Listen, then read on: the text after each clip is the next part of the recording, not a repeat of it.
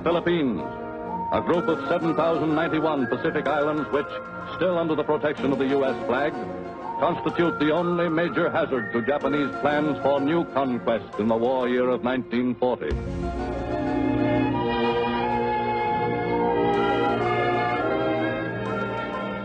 It was a better fiber than any other fiber and previous hemp fibers. And that was the beginning of the end of all fibers, as being the only synthetic. Dahilan was the new synthetic, would have to make way for the reintroduction of hemp as an inexpensive fiber, as well as the strongest and the best and longest lasting and the softest fiber.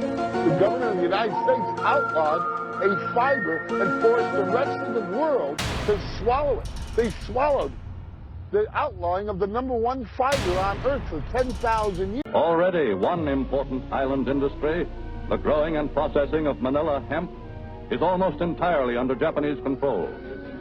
And within the past few years, by intensive cultivation, Japanese immigrant farmers have increased production of the one cash crop, which has long been a virtual Philippine monopoly. The invasion of the two big hemp-producing countries, China and Philippines, was the start of hemp rationing.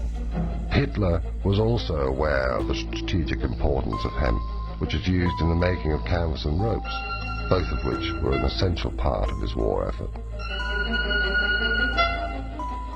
In 1941, when the German army invaded Russia, it blocked Britain's supply of Russian hemp.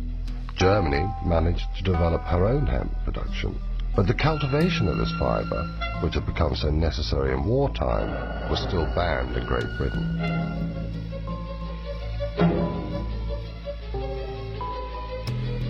In 1942, the German troops reached the center of Russia. The land continued to produce hemp, which enabled Hitler to move confidently to the next stage of his plans for the Reich. To safeguard its own supplies of hemp, Great Britain urged India to increase production.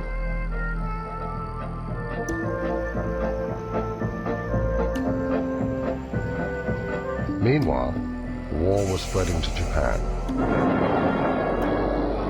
Within little more than a year, Japan, successfully employing once again the deceit and treachery which had so well served her in the past, had taken the final desperate plunge. When Japan bombed Pearl Harbor, forcing the United States of America to declare war, Americans realized they were cut off from their hemp supplies. The U.S. Navy was totally dependent upon hemp for rot-resistant ropes for their ships and for many other components. The American government then decided to redevelop their hemp industry. Marijuana was legalized again and farmers received seeds. A propaganda film called Hemp for Victory was then made to encourage this war effort.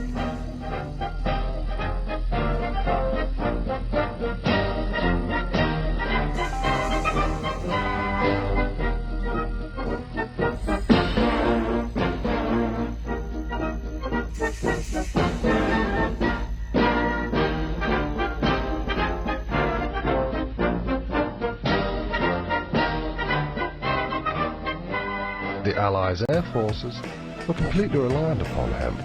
Parachute straps, packs and belts were made out of hemp. No other available fiber was so strong and so reliable under combat conditions.